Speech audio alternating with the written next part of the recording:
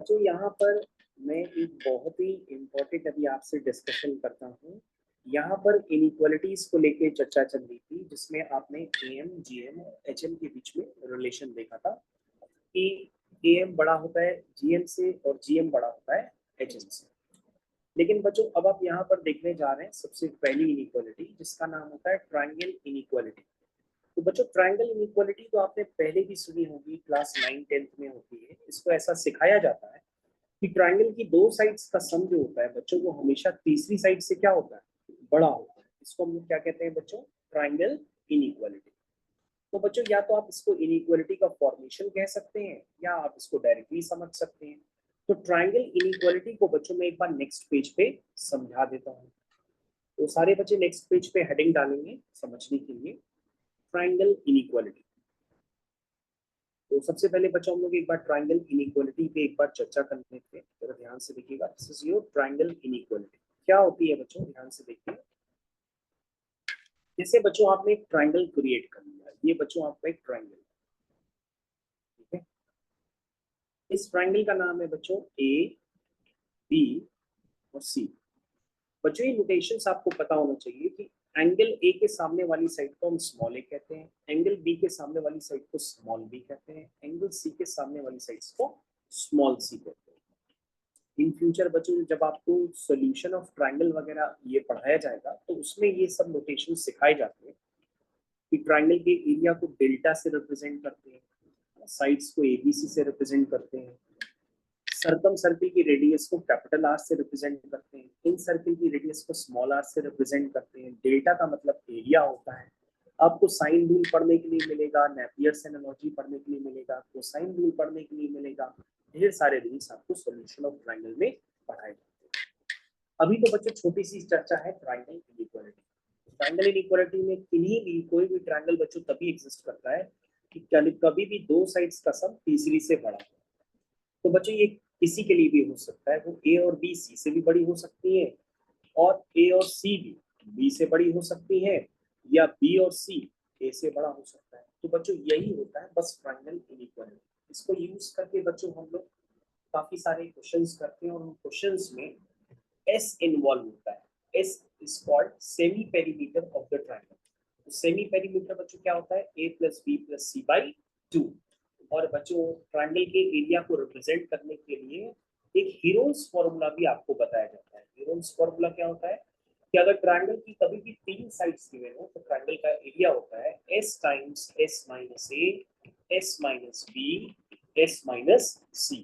ये भी बच्चों हीरोन्स फॉर्मूला होता है, जहां पर एस मैंने आपको बता दिया है, एबीसी मैंने बता दिया। तो इसको अगर आप कैलकुलेट कर लेते हैं तो हमारे पास ट्रायंगल का एरिया निकल करके आ जाता है। तो बच्चों डेल्टा और एस को यूज करके आपको एक्सरसाइज में क्वेश्चंस मिलते हैं, जिसमें डेल्टा और एस का मतलब ये होता है। अब बच्चों हमारे पास दूसरी इनइक्वालिटी है, उस पर हम चर्चा करने जा रहे हैं। जरा दूसरी इनइक्वालिटी को ध्यान से देखिएगा।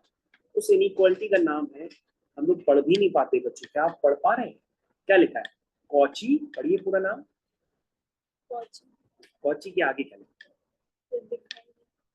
चलिए बच्चों एक बार दोबारा पढ़ के रीड करिए, क्या लिखा हुआ है, पढ़ के बताइए। कॉची, कॉची श्वार्ट्ज या कॉची श्वार्ट्ज जो भी है, इनइक्वालिटी है बच्चों। हम लोग उसको से शॉर्ट में कॉची इनइक्वालिटी भी कहते हैं। कॉची इनइक्वालिटी क्या कहती है, लिखी तो बच्चों बहुत बड़ी है, लेकिन पहले आप समझने की कोशिश करिए।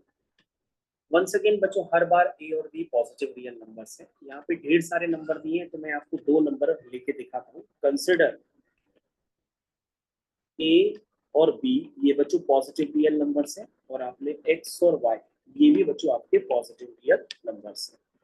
तो बच्चों एक रिलेशन होता है कि अगर A square plus B square into bracket X square plus Y square, ये बच्चों उनका जो प्रोडक्ट होगा वो ग्रेटर और इक्वल टू होता है A into X plus B into Y, समझ ना, के होल स्क्वायर से। ध्यान से देखिए बच्चों, मैंने क्या रिलेशन बताया, मैंने कहा ये इनइक्वालिटी एग्जिस्ट करती है। मैंने क्या बताया बच्चों, ये इनइक्वालिटी एग्जिस्ट करती है। तुमने कहा सर ये एग्जिस्ट कैसे कर रही है, हम तो समझ ही नहीं पाए, क्योंकि सर अभी आपने चार नंबर्स लिए थे ए बी और एक्स वाई, ऊपर तो सर एन एन नंबर्स पे लगाई गई है इनइक्वालिटी, लेकिन सर ये जस्टिफिकेशन कैसे आता है। तो मैंने कहा बेटा जस्टिफिकेशन के लिए क्या करो, तुम इनको आपस में ओपन कर दो, शायद तुमको ज्यादा समझ में आने लगे।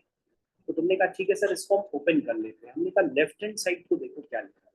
लेफ्ट हैंड साइड में लिखा है, उसको मल्टीप्लाई कर दो, तो ये आएगा A square X square, A square Y square, B square X square और बी स्क्वायर वाई स्क्वायर। ये बच्चों आपका लेफ्ट हैंड साइड।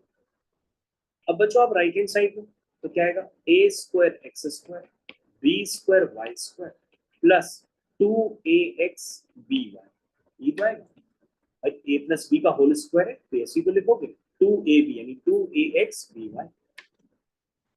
तो तुम कहोगे सर ऊपर वाला टर्म नीचे वाले टर्म से बड़ा कैसे हो रहा है, यही तो नहीं समझ में आ रहा है। तो हमने क्या बेटा नहीं समझ में आ रहा है, तो मैंने आपको क्या पढ़ाया है कि भाई इनइक्वालिटी को जनरेट करने के लिए आप किसकी सहारा लोगे, आप सहारा लोगे एएम और जीएम का। किसका सहारा लोगे, एएम और जीएम का। तो तुमको बच्चा एएम और जीएम का सहारा लेना पड़ेगा। लेकिन तुम कहोगे सर एएम और जीएम हम किन नंबर्स में लगाएं, ये भी तो नहीं पता है। ये पता हो तो सर क्वेश्चन हो जाएगा। तो हमने कहा बेटा इसके लिए तुम सोचो कि हम एएम और जीएम किन नंबर्स पे लगाएं ताकि ये रिजल्ट डेवलप हो जाए। तो बच्चों इसको प्रूफ करने के लिए आपको क्या एनालिसिस करनी होगी कि नंबर सेलेक्ट करने हैं। तो बच्चों नंबर हम कौन सा सेलेक्ट करेंगे, शायद आपने आप तक सोच लिए होंगे। हम एक नंबर सेलेक्ट करेंगे ए वाई और दूसरा नंबर सेलेक्ट करेंगे बी एक्स, ये वाला बच्चों। ये दो नंबर बच्चों हम सेलेक्ट करेंगे, इसी पे हम बच्चों एम और जीएम लगाएंगे और आपको जस्टिफाई करके अभी देते हैं।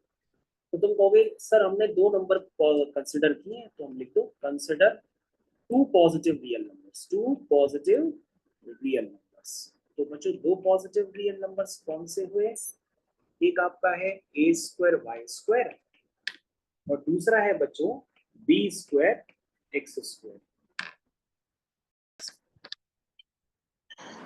तो बच्चों आपके पास नंबर्स क्लियर हो गए, उन नंबर्स पे हम क्या लगाएंगे, एम ग्रेटर देन जीएम। तो बच्चों इन दो नंबर्स का एम क्या हुआ, इनका सम बाय 2।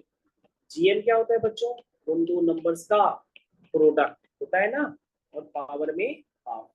तो बच्चों यहाँ से क्या आ गया, A square Y square plus B square X square greater और इक्वल टू 2 टाइम्स। ये बच्चों सब रूट के बाहर आ जाएगा, तो ये बन जाएगा ए एक्स बी वाई।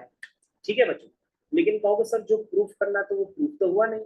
प्रूफ करने के लिए हमें क्या चाहिए था कि आरएचएस में एक परफेक्ट स्क्वायर बन जाए, लेफ्ट हैंड साइड पे जो हमारा था वो वैसा क्रिएट हो जाए। तो हमारे पास कौन से टर्म कम पड़ रहे हैं, ये वाले टर्म बच्चों कम पड़ रहे हैं आरएचएस में और एचएस में, तो हम इनको ऐड कर देते हैं। क्योंकि बच्चों अगर हम पॉजिटिव नंबर्स दोनों तरफ ऐड करेंगे तो हमारी इन इक्वेशन पे कोई भी फर्क नहीं पड़ेगा। क्या ये बात समझ में आई। तो बच्चों हमने दोनों तरफ उन नंबर्स को ऐड कर दिया, कौन सा, ए स्क्वायर एक्स स्क्वायर और बी स्क्वायर वाई स्क्वायर। तो बच्चों लेफ्ट हैंड साइड ओवरऑल क्या बन गया, क्योंकि ये आपने कहां से निकाला था, ये हो गया बच्चों A square plus B square और ये क्या बन गया x square plus Y square. ये यही तो था, क्योंकि आपने ओपन किया था इसको तो ऊपर वाला आया था। और बच्चों ये क्या है, ये आपका ए एक्स प्लस बी वाई का होल स्क्वायर है। तो बच्चों ये बात प्रूफ है। तो बच्चों मैंने आपको ये प्रूफ करके दिया है किसी भी तरह से ये दो नंबर्स और चार नंबर्स 6 नंबर्स के लिए भी एग्जिस्ट करेगा तो n नंबर्स के लिए भी एग्जिस्ट करेगा। इसी को बच्चों हम लोग कहते हैं कॉची-श्वार्ट्ज इनइक्वालिटी। तो बच्चों कॉची-श्वार्ट्ज इनइक्वालिटी में इक्वालिटी तब प्रूफ करती है, यानी कि इक्वल का साइन बच्चों तभी एग्जिस्ट करता है जब नंबर्स के रेशियो इक्वल होते हैं। जैसे यहाँ पर अगर आप इक्वल करेंगे तो a अपॉन एक्स जो होगा वो b अपॉन वाई के इक्वल होगा। तो आप लिखोगे यहाँ पर equality holds when a upon x is equal to b upon y। ठीक है बच्चों, ठीक है बच्चों, थैंक यू। आपने इतना पढ़ा, आपको समझ में आ गया होगा। Thank you. नोट्स में आपको शेयर करता हूँ।